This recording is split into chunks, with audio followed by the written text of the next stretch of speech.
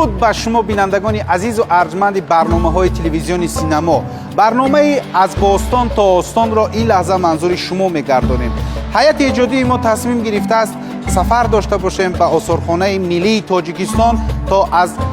آثار نیاگان خویش با خبر باشیم. ما را همراه باشید و امروز ما از تمام تالارهای آثارخانه ملی تاجیکستان دیدن میکنیم. با ما باشید. دوستان عزیز، اول پیش از آنکه که به آثارخانه ملی تاجیکستان وارد شویم، ما به خزینه میگذاریم و از آنجا برای درآمدن به آثارخانه چیپته خریداری میکنیم.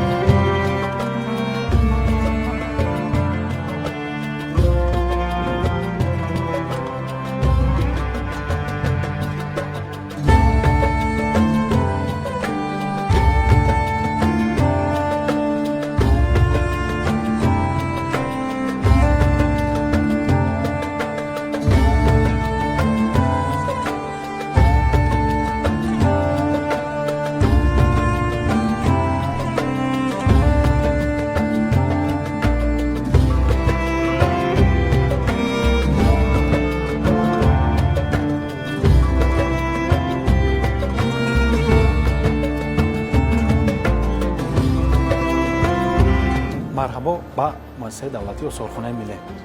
مرحبا نمایید. یعنی که امروز ما در آثارخانه از بیناها رو تقسیم رده بندی کردیم. یعنی که اینجا خط کبود چی معنا دارد، خط سرخ چی معنا دارد و خط سبز چی معنا دارد. البته واقعا در اینجا همون سیری آثارخانه توسط خطهای مخصوص، یعنی که راهنمایی کرده میشه که در اینجا با خطهای دوره کبود سرول آشونه زیربینا که در آنجا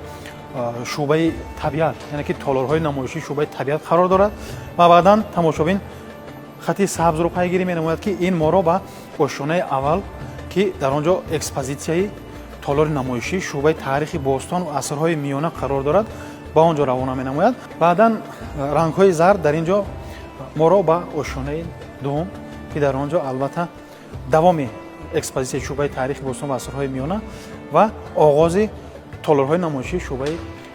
تاریخ نو و نوترین قرار دارد و خصوصا در آنجا یک از بیناها، یک از اکسپوزیسی‌های های مخصوص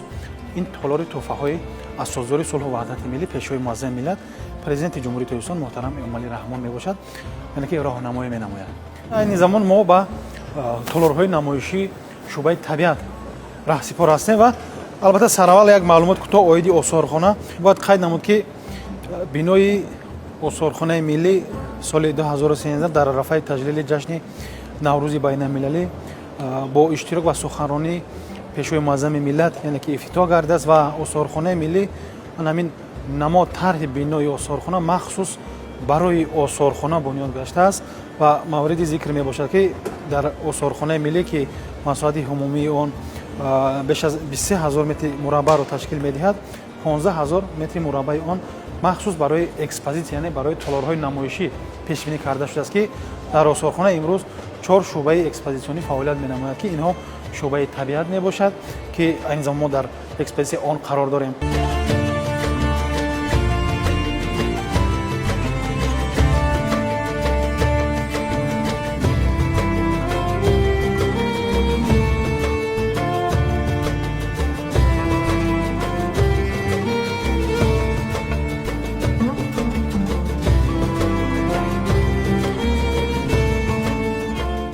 حالا ما از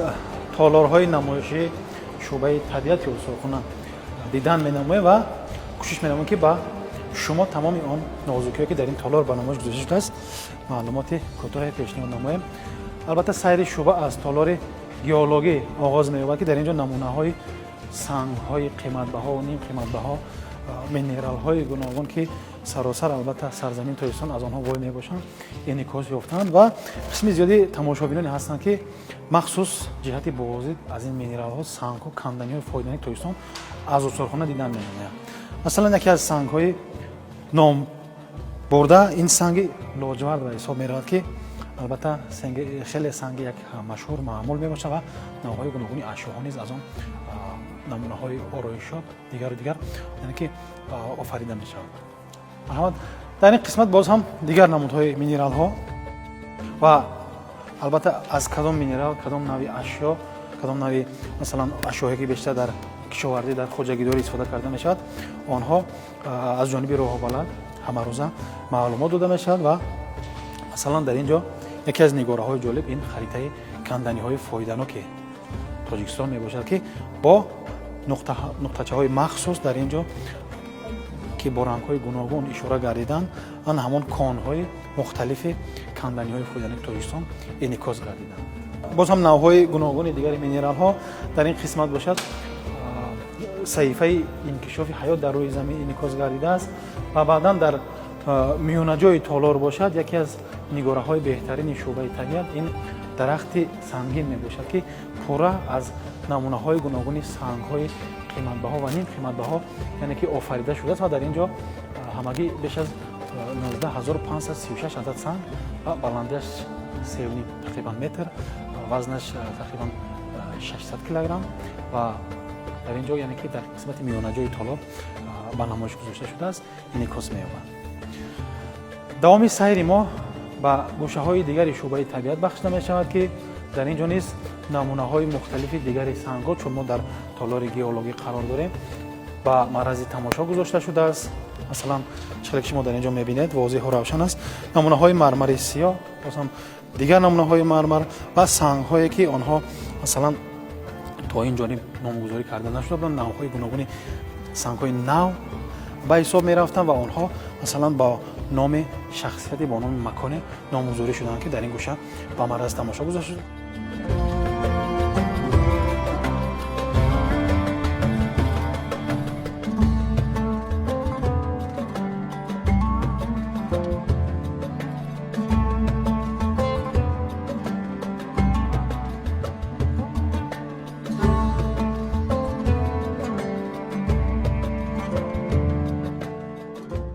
имрӯз яке аз толорҳои ҷадиди ҳам шӯъбаи табиат ва ҳам осорхонаи миллӣ ин толори пиряхҳо ба унвоне ба ҳисоб меравад, ки ин толор албатта ба ифтихори ташаббусҳои ҷаҳонии ҷумҳурии Тоҷикистон дар самти об, масъалаҳои ҳифзи пиряхҳо ва албатта тағйирёбии иқлим бахшида шудааст ва чун ба ҳамагон маълум аст, имрӯз Тоҷикистон дар самти масъалаҳое ки онро мо номбар намудем дар ҷамъияти умуми ҷаҳонӣ ҳамчун як кишвари пешоҳанг дониста мешавад. аз ҳамин хотир мо низ дар осорхонаи миллӣ бо анамон усулҳои корбарии мутахассисони осорхонаи миллӣ як толоре бунёд намудем, ки онро ба ҳамин мавзӯъ яъне ки бахшидем ва дар ин ҷо ана ҳамон пиряхҳои бузурги Тоҷикистон дар ин қисмат ва дар қисмати рост бошад, тамоми он асбобу абзорҳое ки лавозимотҳое ки дар рафти экспедитсияҳои глятсиологӣ аз ҷониби мутахассисони ватанӣ истифода карда мешавад. масалан дар ин ҷо сару либоси мутахассисон, дар ин ҷо хаймае ки дар он зиндагонӣ менамоянд ва албатта яке аз нигораҳои ҷолиби дигар ин парчами ҷумҳурии Тоҷикистон мебошад, ки соли 2009 дар рафти баргузор намудани экспедитсия аз ҷониби мутахассиси пиряхшиноси кишварамон Абдулҳамид Қаюмов яъне ки бо худ гирифта буд ва дар ин ҷо баъдан баъд аз чанд соле онро ба осорхонаи миллӣ эҳдо намуд ва айни замон дар ин ҷо ҳамчун як нигораи ҷолиб, ҳамчун як нигораи арзишманд дар ин толор яъне ки гузошта шудааст, ки парчаме ки дар қитъаи шашуми олам дар Антарктида яъне ки бо худ бурда буданд. яке аз толорҳои бошукӯҳи шӯъбаи табиат тавассути диорамаҳои махсус ана ҳамон парваришгоҳҳо, мамнунгоҳҳои муҳими кишвар яъне ки инъикос мегарданд, олами ҳайвоноти, олами растаниҳои он ҷо, ки сараввал албатта диорама бахшида шудааст ба боғи миллии Тоҷикистон, ки дар ҳудуди имрӯзаи вилояти мухтори Кӯҳистони Бадахшон қарор дорад, ба феҳристи умуми ҷаҳонии ЮНЕСКО аллакай ворид гаштааст. дар ин ҷо ҳамон чун мо қайд намудем, олами растанӣ, олами ҳайвонот, экосистемаи он ҷо инъикос карда шудааст. дар қисмати навбатӣ бошад, боз ҳам як навъи хирс ки дар ҳудуди ҷумҳурии Тоҷикистон ба назар мерасад. ин хирси ҳимолоӣ ном дорад, албатта як ранги хокистарангро дорад ва ҳамон хонаи хирс дар ин ҷо инъикос карда шудааст. бояд қайд намуд, ки тамоми он хусаҳое ки имрӯз дар диорамаҳои шӯъбаи табиат ба назар мерасанд, ба умумӣ онҳо яъне ки ҳайвоноти аслӣ ҳастанд, онҳо хушк карда шуданд, дар ҳолати хуса яъне ки баргардонда шуданд ва баъдан бо усулҳои осорхонаи онҳо нигаҳдорӣ карда шуданд ва баъдан ба толори намоишӣ ба намоиш гузошта шуданд. диарамаи навбатӣ бошад ба баландкӯҳҳои тоҷикистон бахшида шудааст. дар ин ҷо низ ҳамон олами аҷиби ана ҳамон ҳайвонот, растаниҳои ин минтақа яъне ки баландкӯҳҳои тоҷикистон ба назар мерасад, ки дар ин ҷо боз ҳам паррандаҳои гуногун, ҳайвоноти гуногун, бӯзҳои гуногун, намунаҳои бабрҳои гуногун албатта дар ин ҷо инъикос карда шуданд.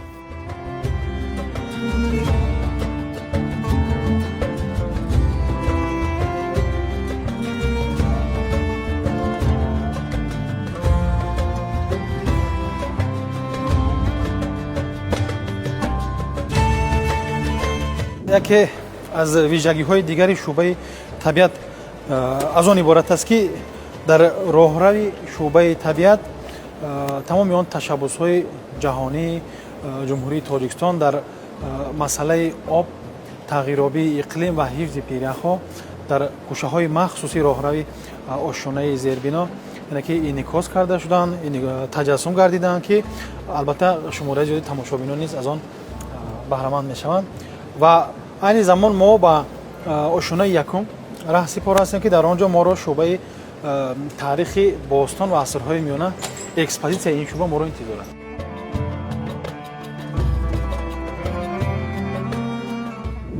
пеш аз оне ки мо ба толори шӯъбаи таърихи бостон ва асрҳои миёна ворид мешавем, моро дар роҳрави ошшонаи якум аз қисмати чап ва қисмати рост ана ҳамон дар витринаҳои намоишӣ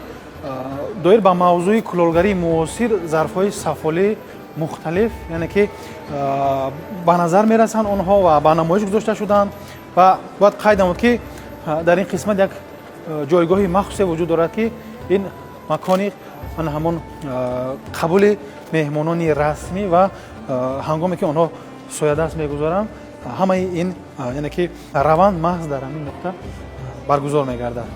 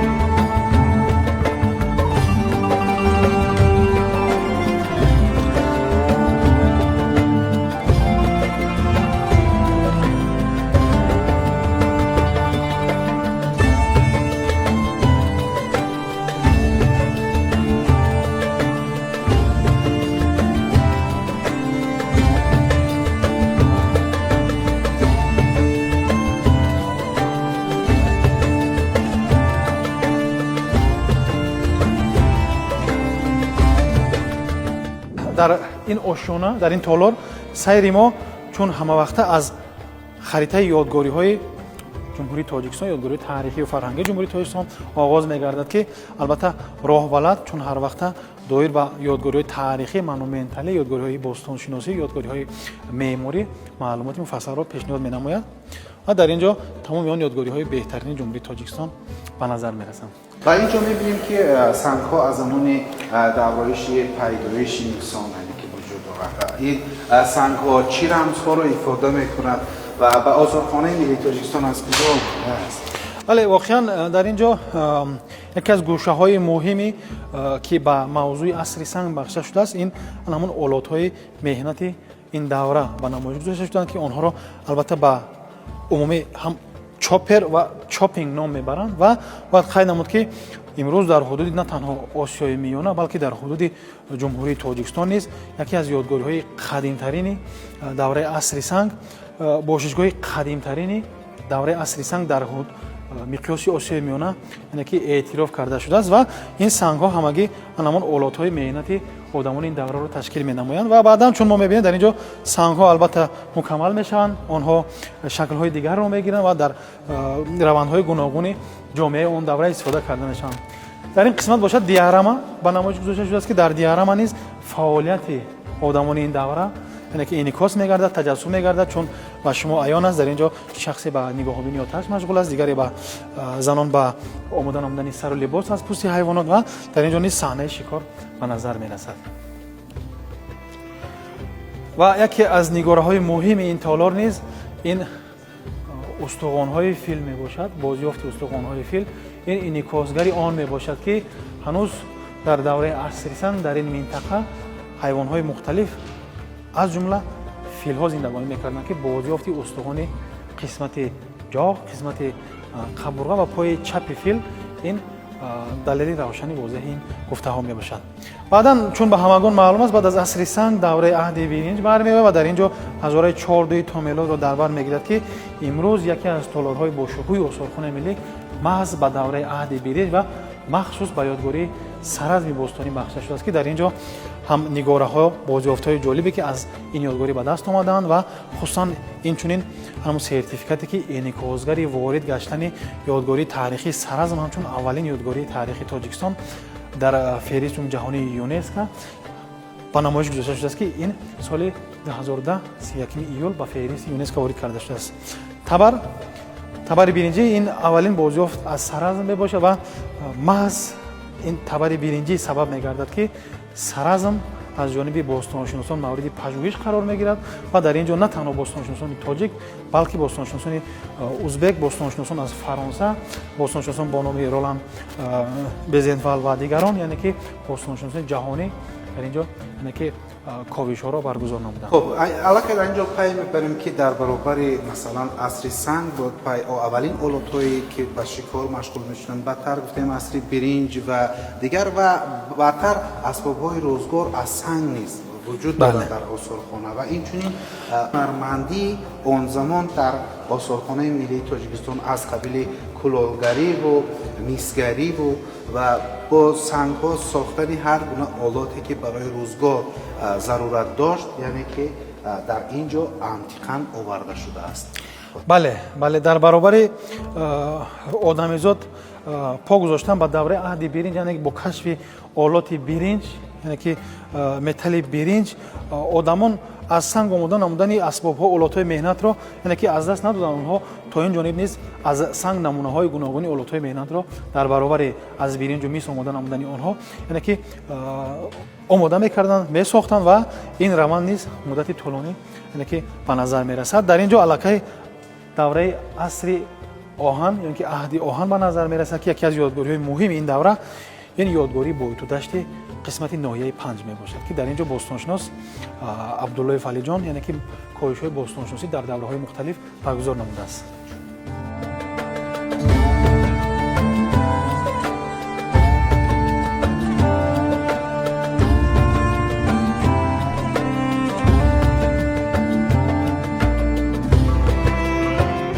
толори навбатии мо ба яке аз ҳунарҳои қадимаи миллати тоҷик ҳунари кулолгарӣ бахша шудааст ва дар ин ҷо навъҳои гуногуни зарфҳои сафолӣ сараввал аз давраи аҳди биринҷ ва баъдан ба давраи юнону бохтар, давраи ҳахоманишинон, давраи юнону бохтар, баъдан давраи селевкиён, давраи портҳо, дигару дигар, баъдан давраи кушониён инчунин дар ин ҷо хусусан тамоми он зарфҳое ки ба давраҳои гуногуни таърихи давлатдории тоҷикон алоқамандӣ дорад дар ин ҷо ба маррази тамошо гузошта шуданд ва бояд қайд намуд ки ҳунари кулолгарӣ ҳамчун як навъи ҳунар ҳанӯз дар давраи энеолит, давраи охири асри санг неолит ва саршавии оғози аҳди биринҷ яъне ки пайдо мешавад ва сараввал ба ин навъи ҳунар бештар мардон машғул мешаванд ва баъдан бо мурури замон ки медиданд ки ниёз ба зарфҳои сафолӣ хеле зиёд аст, дучанд аст, занҳо низ ба омоданамоии зарфҳои сафолӣ шурӯъ намуданд ва дар ин ҷо яке аз нигораҳои дигари осорхонаи миллӣ ин амсилаи хумдони сафолпазӣ ба намоиш гузошта шудааст ки соли 1993 аниқтараш аз ҳудуди шаҳри Кӯлоб аз назди мақбараи ба номи Мир Саид Али Ҳамадонӣ аз ҷониби бостоншиносон Музаффар Азизов ва Павел Самойлик бозёфт карда шудааст ки ин албатта хумдони сафолпазии дошуна ба ҳисоб рафта аз сурохиҳои гуногун иборат аст ки дар он яку як бора то 100 адад зарфи сафолиро метавон пухт. гӯшаи навбатӣ бошад зарфҳои гуногун ба монанди обгирҳо инҷо ба намоиш гузошта шудааст ки онҳо шаклҳои гуногунро аз гилҳои гуногун омода карда шуданд ва дар рафти равандҳои гуногун мавриди истифода қарор дода мешавад ва дар ин қисмат бошад навъҳои аллакай зарфҳое ки бештар мутааллиқ ба асрҳои 17 ва 18 ҳастанд каме бадтар ва дар ин қисмат бошад асри 9 ва 11 ба хотире ки яке аз давраҳои рушди ҳунари кулолгарӣ, яке аз давраҳое ки ҳунари кулолгарӣ ба дараҷаи максималии худ мерасад, ин маҳз давраи давлатдории Сомониён ба ҳисоб меравад ки дар ин давра як маҳлуле бо номи сир кашф мегардад ки ба зарф медавонданд ва баъдан зарф чунин намуд зоҳиран яъне ки ба назар мерасид ва чунин намудро мегирифт ки اینجا باشد ما می‌بینیم خمه‌ها و این خمه‌ها антиқӣ ҳастанд. وقتی که هر یک سیاح وارد یک کشور می‌شود از سالخانه‌ها دیدن می‌کند حتما پی می‌برد که وی باید آن چیزی رو بیند که антиқӣ باشد. бале дар ин ҷо дар қисмати миёнаҷои толор хумҳо чун шумо қайд намудед ба намоиш гузошта ки ҳадафи асосии онҳо ин нигаҳдории ана ҳамон донагиҳо, нигаҳдории об, нигаҳдории маҳсулотҳои дигаре ки бештар дар рӯзгор истифода карда мешавад он мебошад ва дар қисмати канорӣ бошад як зарфе ба назар мерасад ки он қисмати поёни он шакли конусмонандро дорад, як шакли ҳандасавии конусро дорад ки чун намуди зарфҳо танҳо ба як давраи таърихӣ алоқамандӣ доранд ки онро давраи ҳахоманишиҳо меноманд ки оиди ин давлатдорӣ мо ҳоло ба шумо маълумот пешниҳод менамоем. яке аз аввалин империяҳои ҷаҳонӣ ин империяи миллати форс мебошад ки бо номи империяи ҳахоманишон маъмулу машҳур аст ва империяи ҳахоманишон дар асрҳои 6 ва 4 пеш аз милод яъне ки давлатдорӣ намуданд, арзи ҳастӣ намудааст ки асосзори он албатта бевосита шоҳаншоҳ куруши кабир дониста мешавад ки имрӯз куруши кабир албатта дар арсаи байналмилалӣ албатта соҳиби эътирофу обрӯ ҳамон шӯҳрати беандозаи ҷаҳонӣ гаштааст ва хуsusan бо таҳия намудани яке аз санадҳои аввалине ки ҳуқуқи албатта башариятро ҳифз менамояд мо оиди эъломияи ҳуқуқи башар гуфта истодаем ки дар ин ҷо ҳамон амсилаи он ба намоиш гузошта шудааст. من بیشتر وقتی که پیش از اون که وارد این تالار گردیدم بسیار خارجیان از این دیدن میکردن و از زبان انگلیسی که در تکی آن نگارها نوشته شده است خواندن میکردن. چیست این نگارها؟ давоми экспозитсия бошад ба нигораҳое ки аз таркиби хазинаи амударё бозёф гардидаанд, яъне ки намунаҳои онҳо дар ин ҷо ба намоиш гузошта шудааст. Масалан, албатта аввалин нигора ин ҳайкалчаи нуқрагӣ мебошад ки аз омехтаи нуқраву тилло омода карда шуд ва дар ин ҷо ҳамон симои шоҳи ҳахоманишӣ ба назар мерасад ва нигораи навбатӣ бошад ин ороишот бо тасвири зооморфӣ, яъне ки хусусияти зооморфиро дорад. Дар он як махлуқе яъне ки инъикос карда шудааст ки ба пуррагӣ аз маводи тиллои холис омода карда шудааст. нигораи навбатӣ бошад инҳо албатта он медальёнҳо ин ки овезаҳои махсусе мебошанд ки дар онҳо тасвири шери болдор, намунаҳои ҳайвоноти гуногун ба назар мерасанд ки ин ҳам аз ҳамон рамзгузории миллати тоҷик, аз ҳамон фарҳанги миллати тоҷик гувоҳию дарак медиҳад. ва нигораи охирин бошад ин албатта лавҳаи тиллоӣ бо тасвири марди бохтарӣ мебошад ки дар ин ҷо марди бохтариро мо мебинем ки бо дар тан бо сару либоси ҳамон бохтарӣ дар қисмати камар як ғилоф бо ханҷар ба назар мерасад, дар сар кӯлоҳи бохтарӣ дорад ва дар даст як ҷузъи фарҳанги ҳамон давраро бо номи барсман дорад ва бояд гуфт ки чунин намуди мардҳо ҳатто дар сангҳо, дар деворҳои бузурги тахти ҷамшед, пойтахти давлати ҳахоманишон дониста мешуд, дар он ҷо инъикос карда шуданд ки инҳо ҳамагӣ намунаҳо аз таркиби хазинаи амударё мебошанд. давоми экспозитсия бошад ба ин қисмат моро равона менамояд ки дар ин ҷо толор маҳз ба илми нумизматика яъне сиккашиносӣ бахшида шудааст ки илми сиккашиносӣ як шохаи муҳими илми таърих ба ҳисоб рафта пайдоиши сиккаҳо, вазни онҳоро, аверсу реверс, тасвирҳои онҳоро, яъне ки паҳлуҳои гуногуни сиккаҳоро меомӯзад ва дар ин ҷо сиккаҳои антиқӣ албатта сараввал ин сиккаи охирон намояндаи давлати ҳахоманишиҳо, сиккаи нуқрагии дорои се мебошад ва баъдан драхм ва тетадрахми искандари мақдунӣ дар ин ҷо намунаҳои сиккаҳои юнону бохтарӣ, селевкӣ ва инчунин намунаҳои сиккаҳои кушонӣ дар ин ҷо ба назар мерасад, сосонӣ, сиккаҳои албатта дар ин ҷо ба назар мерасанд ки онҳо мутааллиқ ба давраи давлатдории сомониён мебошанд ва дар ин ҷо бошад ҳам шумо як гӯшаи хуберо омода кардед чӣ гуна сохтани сиккаҳо аз мис, аз тилло, аз нуқра ва аз дигар ашёҳое ки барои сиккасозӣ ана ҳамун давра дар назар аст. Ва мегузарем дар қисмати дигар фикр мекунам ки ин ҷо аллакай ба давраи аз сиккаҳо ба давраи пулҳо гузаштем. бале дар ин ҷо охирон намунаи сиккаҳои тиллоии империяи рус мебошад, подшоҳи рус ва баъдан як давраи нав пайдо мешавад ки дар он ҷо муомилоти пулӣ пурра иваз мегардад ва баъдан пул аз сикка ба пули коғазӣ мегузарад. дар ин ҷо пулҳои гуногун, давраҳои мухталиф аз ҷумла пулҳои имрӯзаи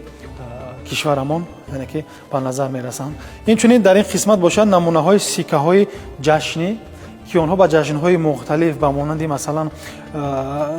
ҷашни мавлоно, дар ин ҷо 30-солагии истиқлолияти давлатӣ, дар ин ҷо масалан 2700-солагии шаҳри Кӯло, масалан дар ин ҷо 5500-солагии ёдгории Саразм ки аз ҷониби Бонки миллӣ онҳо махсус ба хотири ҷашнмураҳои гуногун яъне ки сиккаҳое ҳастанд ки онҳо шуморашон чандон зиёд ҳастанд ва яке аз онҳо намунаҳои онҳо имрӯз дар ин қисмат ба намоиш гузошта шуданд. имрӯз дар ҳудуди кишвар яке аз ёдгориҳои муҳим, яке аз ёдгориҳое ки аз фарҳанги гуногун хусусан дарак медиҳад, ин ёдгории тахти сангин мебошад ки дар ҳудуди имрӯзаи ноҳияи Қубодиён бозёфт гардидааст ва осори зиёди гаронбаҳое аз ин ёдгорӣ ба даст омадааст ва мо низ ба ифтихори ворид гаштани ҷашнмуҳораи 2500-солагии ин ёдгорӣ ба феҳристи ҷашнмуҳораҳои ЮНЕСКО дар осорхонаи миллӣ як намо ё ин ки ба истилоҳ як имитатсияи ин ёдгориро бунёд намудем, созмон додем ки дар ин ҷо албатта масалан аз қисмати чап намои ана ҳамон шаҳр ба назар мерасад ки ҳудуди ҳамагии ёдгории тахти сангин албатта беш аз 85 гектарро ташкил медиҳад. дар қисмати рост бошад масалан ана ҳамон раванди ҷанг, шӯриши партакиҳо ба назар мерасад ки дар ин ҷо мо қаҳрамонони миллати хешро инъикос намудем ва боз дар ин қисмат бошад ана ҳамон хазинаи Амударё ки мо гуфтем бозёфти муҳими таърихӣ мебошад ва албатта як маъбади оташ низ дар ин ҷо инъикос мегардад. ёдгории тахти сангин мансуб ба асрҳои 5 мелод ва 3 мелодӣ мебошад ки дар ин ҷо бозёфтҳои бостоншиносӣ аз ин ёдгорӣ ба даст омада яъне ки ба маърази тамошо гузошта шудааст ки намунаҳои беҳтарини онҳо дар ин ҷо айни замон қарор дорад. дар ин қисмат бошад боз ҳам яке аз мусаввараҳои азимҷуссаи осорхона дар андозаи 300 ба 300 инъикоси симои Спитамен, қаҳрамони халқи тоҷик ки дар давраҳои гуногун ҷиҳати ҳифз аз сарзамини хеш мубориза бурдааст бар зидди аҷнабиёну ғайр, албатта он инъикос гаштааст ки аз ҷониби мусаввир Сангу Баҳром рӯи варақу коғаз оварда шудааст. ва дигар он ки олотҳои антиқӣ ки дар осорхона вуҷуд дорад, он макетҳое ки масалан дар ин ҷо вуҷуд дорад аз ба сохти қалъаҳо, иморатҳо ва дигар бозёфтҳое ки пайдо шудааст, пурра бахшида шудааст ба тахти сангин. бале қисмате ки мо аз он дида намудем он бахша шуда буд ба ёдгории тахти сангин ва айни замон ин толор бахша шуда мешавад ба яке аз давраи албатта ки боиси сарфарозии миллати тоҷик мебошад, ин давраи Кушониён аст ки дар ин ҷо бозёфтҳои муҳим ба даст омада ба намоиш гузошта шудааст. аз ҷумла намунаҳои зарфҳои сафолӣ, ҷомҳои сафолии Кушониён, масалан терракотаҳо дар ин ҷо ва яке аз гӯшаҳои муҳими осорхонаи миллӣ имрӯз ин гӯшаи дастовардҳои бостоншиносони осорхонаи миллӣ мебошад, зеро ки дар осорхонаи миллӣ боиси ифтихор ва сарфарозист ки яке аз шӯъбаҳои фаъоли осорхона албатта ин шӯъбаи бостоншиносӣ ва сиккашиносӣ мебошад ки мутахассисони осорхонаи миллӣ ҳамасола пайваста дар ёдгориҳои гуногуни ҳудуди кишварамон ба баргузор намудани ҳафриётҳои бостоншиносӣ машғул аст ки дастовардҳои онҳо, бозёфтҳои муҳими онҳо дар ин гӯша айни замон қарор дорад ки яке аз бозёфтҳои муҳими мутахассисони осорхонаи миллӣ масалан ин бозёфти овезаи тиллоӣ ки дар дохил аз санги аққи сурх иборат аст бо тасвири кентавр мебошад ки албатта бояд қайд намуд ки ёдгориҳои тахти сангин, ёдгориҳои даврони кушонӣ ин давраи вуҷуд доштани фарҳанги эллинӣ меноманд ки дар ин ҷо фарҳангҳои гуногун ва саҳми миллати тоҷик дар рушди тамаддуни башарӣ ба назар мерасад ва яке аз бозёфтҳои муҳим ин овеза бо тасвири кентавр ки махлуқоти асотирии юнони қадим мебошад ва ягона бозёфте мебошад ки бо тасвири кентавр дар ҳудуди Осиёи Миёна бозёфт карда шудааст. Ва яке аз толорҳои муҳими шӯъбаи тарихи Бостон ва Асрорҳои Миёна ин ба ёдгории Панҷакенти қадим бахшида шудааст. Чун ба ҳамагон маълум аст, ёдгории Панҷакенти қадим дар баробари 8 ёдгории дигар соли 2024 ба феҳристуми ҷаҳонии ЮНЕСКО аз рӯи номинатсияи шоҳраҳои бузурги Абрешим, Долони Қарохум Зарафшон ворид карда шудааст ва дар ин ҷо ҳамон бозёфтҳои муҳим ки аз ҳудуди шаҳри Панҷакент, аз ёдгории Панҷакенти қадим бозёфт карда шуданд ба намоиш гузошта шудааст ки инҳо ба монанди ҳамон дегҳои мисли масалан намунаҳои муҳр бо катибаи суғдӣ, ҳамон намунаҳои дугҳои сафолӣ, катибаҳои суғдӣ, боз ҳам намунаҳои ҳунари кулолгарӣ, зарфҳои сафолӣ, хусусан зарфҳои сафолӣ бо тасвири зооморфии хорпушт, масалан бо тасвири зооморфии асп, гӯспанд ва дигарон. ва яке аз паҳлӯҳои муҳими бозёфтҳои Панҷакенти қадимро маҳз деворнигораҳои Панҷакенти қадим ташкил медиҳанд ки ин албатта имрӯз деворнигораҳои Панҷакенти қадим дар сатҳи ҷаҳонӣ ҳамчун як бозёфтҳои муҳими ҷаҳонӣ машҳуру албатта овозадор гаштаанд ки дар ин ҷо яке аз аввалин нигора, масалан деворнигора бо тасвири ҷашни Наврӯз мебошад ки дар ин ҷо мо мебинем ки се ашрофзода дар даст ҷомҳои гуногун доранд. Дар он ашрофзода дар қисмати миёнаҷо истодааст, он дар даст як хушае дорад ки онро бисёриё ба монанди гандум намуданд, бисёриё ба монанди бодом ва ин аз ҳамон сарсабзӣ оғози бедоршавии табиат гувоҳ медиҳад ки ин ҷашни Наврӯз ба ҳисоб меравад. Деворнигораи навбатӣ бошад саҳнаи шикор ном дорад ки дар ин ҷо дар қисмати миёнаҷой намун саги зоти тозӣ ном дорад, ба назар мерасад ки саги шикорӣ мебошад ва дар қисмати боло бошад дар ҳолати миёна боқимондаи намуд шикорчӣ ба назар мерасад. ва дигар намуд деворнигораҳои мухталиф ки дар ин толор ба хубӣ ба намоиш гузошта шудаанд. агар ба таърихи миллат назар кунем, аз замони пайдоиш аз Бостон то Остон ба Остони Истиқлол миллати ӯ миллати ҳунарманд буд. ва ҳатто нигоҳ кунед ҳамон деворнигораҳое ки дар деворҳо истифода мебурданд дар замони қадим имрӯз омадааст, як ҳунари махсусе дорад бо ороишҳои махсус ва ҳар бинандаро ба худ ҷалб мекунад. Бинандаи азизу арҷманд, агар шумо низ аз муқаддасот, аз арзишҳо ва аз ин нигораҳо дидан кардан хоҳед, пас ҳамарӯза дар ин осорхонаи миллии Тоҷикистон барои шумо боз аст. биёед аз ин антиқаҳо бо чашми худ бубинед. хоб мегзарем ба ин қисмат. дар ин қисмат чи аст? бале, яке аз гӯшаҳои муҳими дигари ин толор бахшида шудааст ба ёдгории кӯҳи Муғ ном дорад ки метавон гуфт ки ҳамон оғози археология бостоншиносии тоҷик аз ҳамин ёдгорӣ сарчашма мегирад, зеро ки соли 1933 аз ҳудуди ёдгории кӯҳи Муғ тасодуфан чӯпоне бо номи Ҷураалӣ дар як баландкӯҳе бо номи кӯҳи Муғ як сабади пур аз 74 адад ҳуҷҷатро меёбад ки дар он ҳуҷҷатҳо бо хати нофаҳмо барои чӯпон навишта шуда. ҳарчанд ки чӯпон хати кириллиу дигаро медонист, аммо аз он хат фаҳмиш надошт ва баъдан ҳуҷҷатҳо ба гӯшаҳои гуногун интиқол дода мешавад. ба марказ адан, баъдан аз марказ ба шаҳри Москва, аз Москва ба Ленинград ба гӯшаҳои гуногун ва муайян мегардад ки ин хати суғдӣ аст ки ниёгони мо дорои хати хеш, дорои забони хеш дар асри 5-7 мелодӣ ва яке аз қисми ҳуҷҷатҳо ин албатта мутааллиқ мебошад ба волии Панҷакенти қадим ки имрӯз қаҳрамони халқи тоҷик Деваштиш ном дорад ва маҳз марбут ба ҳамин шахсият мебошад. ва давоми толор бошад дар ин қисмат бахшида шудааст ба ёдгории Бунҷикат ки имрӯз дар ҳудуди ноҳияи Шаҳристон қарор дорад, собиқ албатта дар ҳудуди Истаробшани бузург қарор дошт ва ин қисмати толор бошад ба мероси хатии ниёгони мо қарор дорад ки дар ин ҷо намунаҳои китобҳои гуногун ба маърази тамошо гузошта шудааст.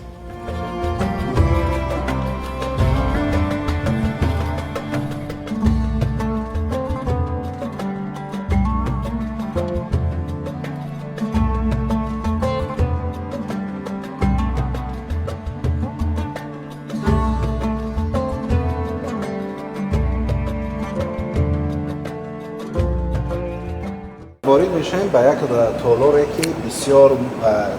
барои бинанда ҷаззоб аст, ки тамошои он ва мусаввараҳои хуб дорад ва ҷойҳои хуби таърихӣ дорад. дар бораи толор қисса мекардем. чӣ толор ном дорад ва чӣ чизҳо дар ин ҷо мавҷуд аст? бале, ташаккур. ин толор бахшида шудааст ба ёдгории фарҳанги будоӣ бо номи Аҷинатепа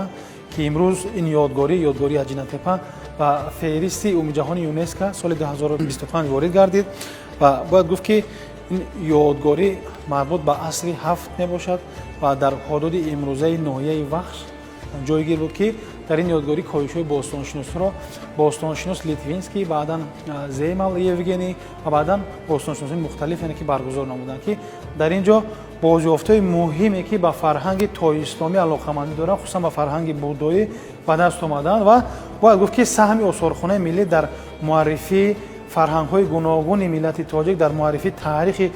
бисёрсолаи миллати тоҷик албатта назаррас мебошад ин аст ки дар соли гузашта масалан осорхонаи миллӣ як намоиши бошукӯҳиро дар осорхонаи Британия яъне ки ифтитоҳ намуд ки мавзӯи асосии ин албатта намоиши байналмилалӣ дар шаҳри Лондон маҳз бозёфтҳои фарҳанги будоӣ аз ҳудуди Тоҷикистон мебошад ки бузургтарин бозёфт аз ҳудуди ёдгории Аҷинатепа ин бозёфти будо дар ҳолати нирвана мебошад ки имрӯз дар осорхонаи миллӣ танҳо нусхаи он қарор дорад ва асли он дар осорхонаи миллии бостоншиносӣ қарор дорад ва мо низ бо ҳамон истифода аз меъёрҳои он андозаи будо яъне ки 13 метрро ташкил медиҳад, 13 метр ва вазнаш то 5 тонна мерасад. чунин намуд як нусхаи будоро ҷиҳати боз ҳам муаррифӣ намудани дастовардҳои бузурги бостоншиносии миллати тоҷик онҳоро дар ин ҷо ба намоиш гузоштем. бозёфтҳои дигаре ки ба мутааллиқ ба ёдгории Аҷинатепа мебошанд, инҳо инчунин намунаҳои гуногуни деворнигориҳо мебошанд ки онам ба фарҳанги будоӣ алоқаманд дорад. бозёфтаи муҳим ба монанди ҳайкалҳои деват, бадани будо масалан дар ин ҷо ки онҳо чун мо қайд намудем ба пуррагӣ дар намоишҳои байналмилалӣ моро ҳамроҳӣ менамоянд. Сари будо ки бозёфти аслӣ мебошад, намунаҳои чароғҳои сафолӣ ки дар ин ёдгорӣ беш аз 115 адад чароғҳои сафолӣ бозёфт кард ба даст омаданд ки албатта ин ҳам ҳама мутааллиқ ба ҳамин ёдгории бузурги миллати тоҷик мебошад.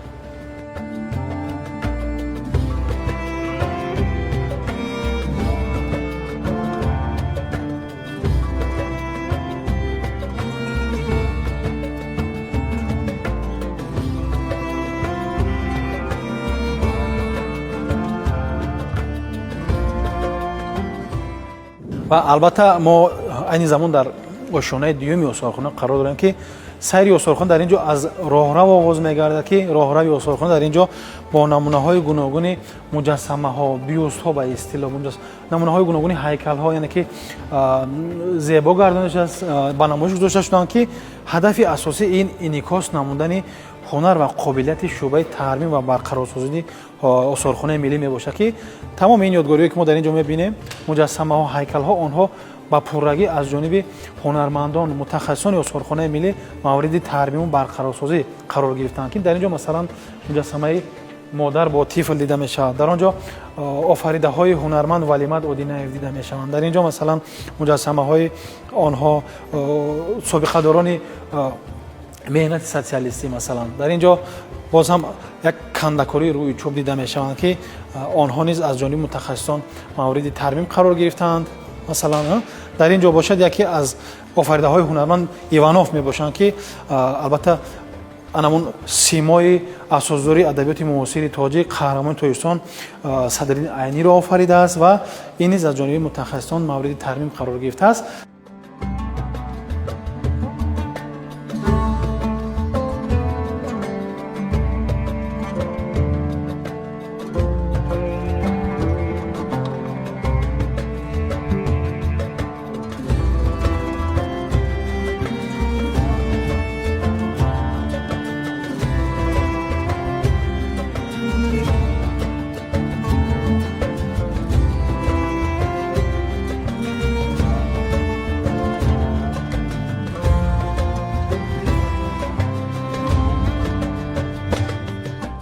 толори навбатии мо ба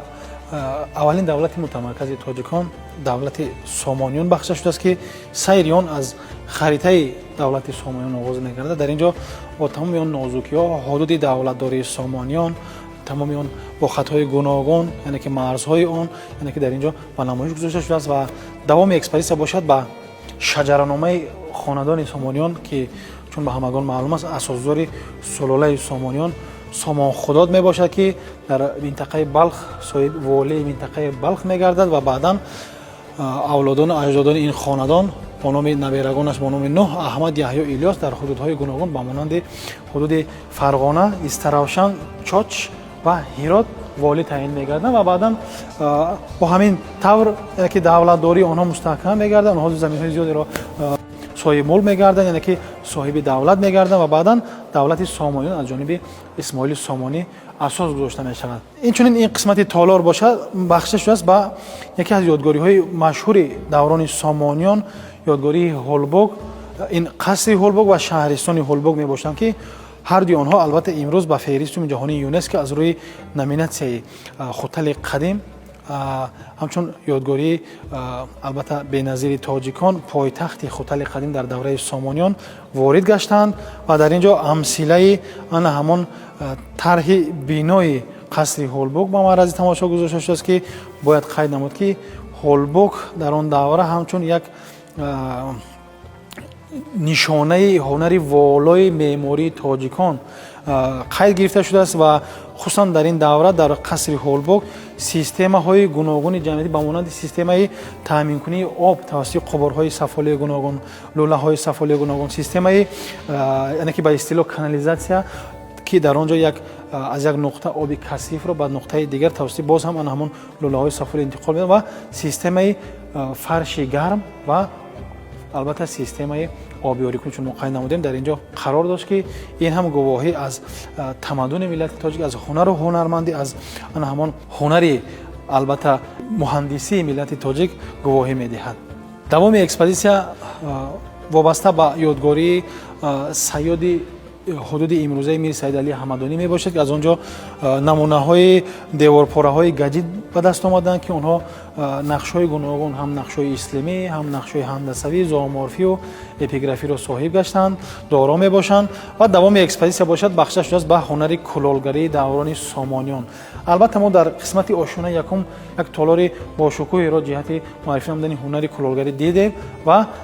هدف از با نمایش گذاشتن باز نمونه های گوناگون هنری کلالگری در اینجا این آن می باشد که در دوران دولتداری سامانیان تقریبا تمام سمت های جمعیت یعنی که تمام هنر و هنرمندی به یک درجه رشد ماکسیمالی خیش می رسد که یک نوعی این هنری کلالگری می باشد چون ما در پایان قید نمودیم در این دوره محض آن همان سیر یعنی که کشف می گرده و بعدا سیردوانی در ظرف سفاله یک و اصطلاح تندنس دیده میشه. دروازه چوبین است که من فکرم این برای هنری بالای کندکاران آفریده شده. بله واقعا این محراب چوبین می باشد که محراب یک قسمی جدا نشونده هر یک مسجد به حساب می رود و این قدیم ترین محراب از چوب در جهان می باشد که از حدود ناحیه عینی انیکترش از یادگاری اسکودر دهه اسکودر بازیافت کرده شده است که باید قید نمود که این یادگاری یکی از یادگاری‌های بی‌نظیر آثارخانه ملی به حساب رفته. خصوصا شماره زیادی تماشاگران محض جهت بازدید از این یادگاری با آثارخانه تشریف می‌آورند و در اینجا چون به همگان معلوم است این محراب هم خصوصیت اسلامی دارد، نقشه‌نگاری اسلامی، هم اپیگرافی کتیبه دارد یعنی که دارد، هم نقشه‌نگاری هندسوی دارد در اینجا، هم زومورفی یعنی که تمام اون نقشهایی که امروز وجود دارند اونها در این محراب دیده میشوند و یکی از ویژگی‌های این محراب در آن است که این کاری دستی به استفاده از شیرش و به استفاده از میخ می باشد که با پورگی یعنی که با دست آفریده شده است و انعکاسگر تجسمگری همون هنری والای کندکاری ملت تاجیک می باشد. البته در اینجا مصوره اسماعیل سامانی با لشکرانش که یک روندی مخصوص را انعکاس می نماید که همون پیش از جنگی و بیدار نمودن هویت ملی آنها بهر حفظ از سرزمین خویش از جانب هنرمند کامل انعکاس گشته است و تالاری مذکور باشد سراول با نمونه های گوناگون آلات های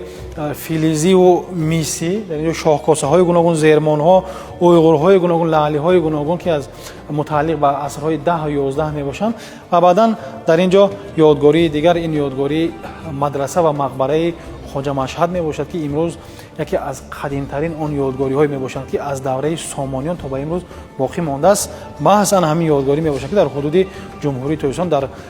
ҳудуди вилояти Хатлон ноҳияи шаҳри Туз қарор дорад. ва гӯшаи навбатӣ бошад ба ҳамон шоирон, ба ҳамон нависандагон, ба ҳамон классикони маъруф ки дар давраи сомониён ва на танҳо давраҳои баъдин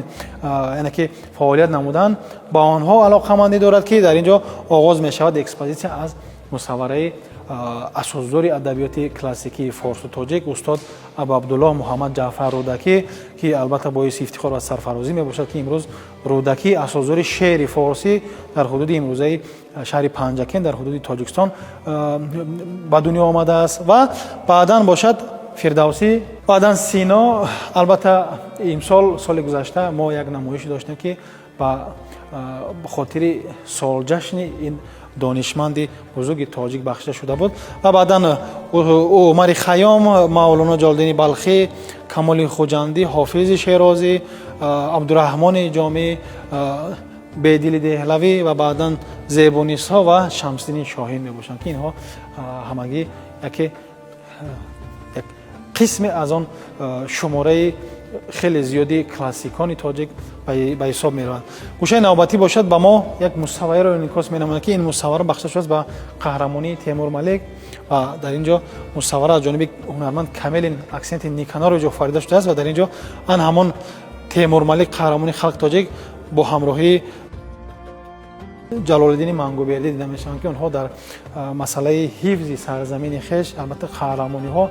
ҷонҳои худро доданд ки имрӯз ҳамчун қаҳрамон эътироф гаштаанд. ва дар ин қисмат бошад кошиҳо мебошанд ки онҳо қисми муҳими системаи меъмории давраҳои мухталиф ва қисми муҳими ан ҳамон ба истилоҳ конструксияҳои асосии мақбараҳо мадрасаҳоро ташкил медиҳанд.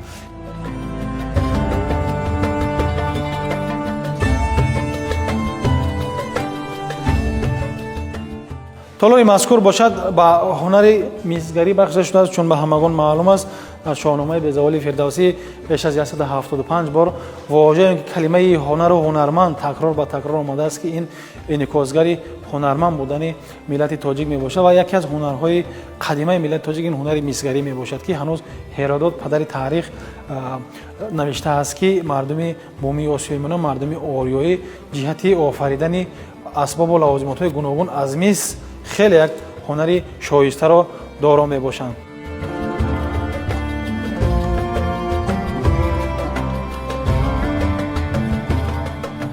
толори навбатӣ албатта бале ба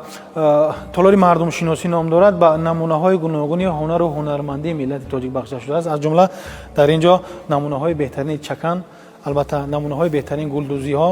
намунаҳои зардӯзиҳо дар ин ҷо ва бояд қайд намуд ки осорхонаи миллӣ дар баробари риоя намудани миссияи худ, яъне ки муаррифии ҳунару ҳунармандии миллати тоҷик дар ҳудуди ҷумҳурии Тоҷикистон намунаҳои гуногуни намоишҳоро ба роҳ монда буд ва дар оянда низ мо кӯшиш мекунем ки боз ҳам дар ҳудуди шаҳрҳо ноҳияҳои гуногуни кишварамон намоишҳоро ҷиҳати муаррифӣ намудани ҳунару ҳунармандии миллати тоҷик баргузор намоем. ва яке аз нуқтаҳои муҳим он мебошад ки дар моҳи сентябр ба октябри соли гузашта мо бори нахуст осорхонаи миллӣ намунаҳои беҳтарини гулдӯзиҳои миллати тоҷикро бори аввал берун аз марзи ҷумҳурии Тоҷикистон дар шаҳри Боку, дар осорхонаи миллии қолинҳои шаҳри Боку як намоише бо номи олами гулдӯзиҳои тоҷикро ифтитоҳ намуд ки дар он ҷо беш аз 50 адад гулдӯзиҳои беҳтарини миллати тоҷик ба намоиш гузошта шуд. ва фикр мекунам ин ҷо толори оҳангарӣ ҳаст, олатҳое ки аз оҳан омода мешавад, аз қабили кор, нали аспон, анал барои хат, корчаву дигар лавозимотҳои таърихӣ. ва ин ҷо бошад як гӯшаи заргарӣ аст, яъне ки беҳтарин ҳунари заргарони тоҷик ин ҷо гирди ҳам оварда шудааст, чӣ аз асрҳои гузашта бошад ва чӣ аз заргарони имрӯза бошад ва намунаи беҳтарини ҳунарҳои дастии занон низ дар ин ҷо инъикос ёфтааст. давоми экспозитсия ба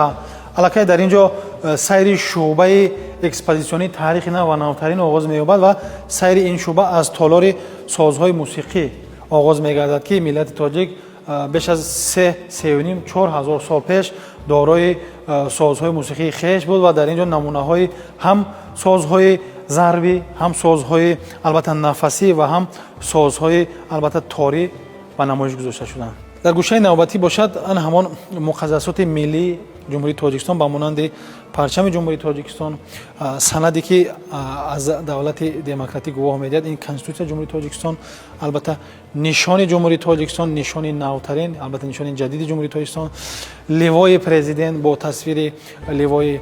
ба монанди ливои коваи оҳангар ва албатта дар баробари ин, чун ба ҳамагон маълум аст, пули миллӣ, асъори миллӣ ва суруди миллӣ яке аз унсурҳои асосии муқассасоти миллиро ташкил медиҳад. ва давоми толор бошад бахша шудааст ба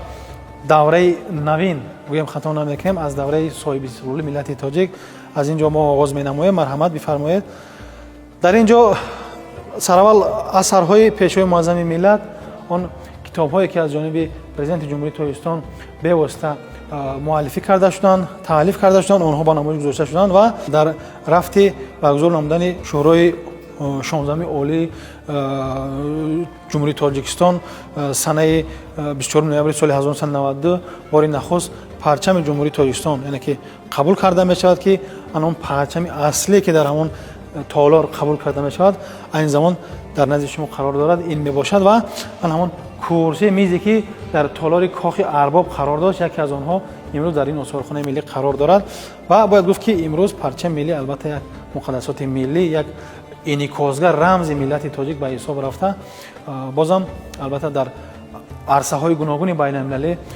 орзумандем ки парчами миллати тоҷик, парчами ҷумҳурии тоҷикистон боз ҳам намоёну парафшон мегардад. инҷо манбаи нур аст, кохи нур аст, яъне ин ифтитоҳи агрегати якуми роғун аст, хато накунам. бале, ва дар ин ҷо бошад ан ҳамон ду тангае ки агрегати 1 ва 2 ро боз кард, инъикос ёфтааст. бале, дуруст қайд намудем. Воқеан ин гӯша бахша шудааст дар як витринаи намоишӣ, анамон чархаи якум ва дуюми нерӯи оби барқии роғун инъикос мегардад ки чун шумо қайд намудед ҳам ду сикае ки рост истодаанд, инъикосгари ан ҳамон ба кор, яъне ки фаъолият намудани, фаъолияти пурсамар намудани, фаъолияти дуруст намудани ин чархаҳоро инъикос медиҳад ки бо рост додани ин сикаҳо санҷида мешавад, онҳо ба намоиш гузошта шуданд ки имрӯз ду агрегати нерӯи оби барқии роғун, кохи нур, чун ба иншооти аср фаъолият менамояд. марҳамат намоед ба толори навбатӣ. толори мазкур ном дорад толори тӯҳфаҳои аз ҳузури сулҳу ваҳдати миллӣ, пешвои муаззами миллат, президенти ҷумҳурии тоҷикистон муҳтарам эмомалӣ раҳмон. ва дар ин толор ҳамагӣ он нигораҳо, он тӯҳфаҳои ба намоиш гузошта шуданд ки аз ҷониби созмонҳои гуногун, ниҳодҳои гуногун, аз ҷониби албатта меҳмонони гуногун, президентони гуногун, вазирони гуногун ба бевосита ба пешвои муаззами миллат эҳдо гаштанд ва дар қисмати марказҷои толор як коллексияи тиллоӣ дида мешавад ки дар он ҷо албатта намунаҳои беҳтарини ҳунарҳои гуногуни миллати тоҷик, бахусус ҳунари сикасозӣ, ҳунари албатта заргарӣ ва ғайра ба намоиш гузошта шудааст ки беҳтарин нигораи осорхонаи миллӣ, албатта ин тоҷи тиллоӣ мебошад ки маҳз дар ҳамин миёнаҷои толор қарор дорад ва бояд қайд намуд ки албатта ин тоҷ ба пуррагӣ аз тилло омода карда шудааст ва ба даврони давлатдории кушониён рабт дорад ва албатта муаррифгар, рамзи асосии миллати тоҷик маҳз ҳамин тоҷ мебошад ки калимаи тоҷик, воҷаи тоҷик аз решаи тоҷ гирифта шудааст ки тоҷдор будани миллати тоҷикро инъикос менамояд. ин толор бахша шудааст ба шуъбаи санъати тасвирӣ ва амалии осорхона ки дар ин толор ҳамагӣ он мусаввараҳои шоҳкориҳое ба намоиш гузошта шуданд ки онҳо хусусан аз давраи оғоз, масалан аз давраи асос гузоштани мактаби санъати расомии миллати тоҷик, дар ин ҷо корҳо офаридаҳои ҳунармандон мусаввирон ба монанди Ашуров, ба монанди Ҳайдаров мусаввирон, Камелин мусаввирон ва Фалбов мусаввирон ва онҳое ки дар ҳамон рушди санъати тасвирии миллати тоҷик саҳми назарраси худо гузоштанд, онҳо ва мавзӯи асосии асарҳо мухталиф мебошанд. онҳо ба ҷашну анъанаҳои гуногуни миллати тоҷик, ба равандҳои таърихии гуногун аз бурду бохти миллати тоҷик, аз донишмандони бузурги миллати тоҷик, яъне ки гувоҳӣ медиҳанд, ҳамагӣ ин мусаввараҳо дар ин толор ба намоиш гузошта шуданд ва давоми толор бошад бахша шудааст ба санъати амалии кундал, баъдан ба санъати амалии кандакории рӯи чӯб ки дар он ҷо низ намунаҳои болои ин ҳунару ҳунармандӣ ба намоиш гузошта шудааст ва баъдан толори охирини ин шуъба бошад این تالار نمایشی میباشه که در آنجا نمایش های گوناگون خصوصا براه مانده می شود، افتتاح میگردد و همگی این است آن بخش های مهمی که ربط دارند به شعبه نمایشی، صنعت تصویری و عملی استارخانه ملی.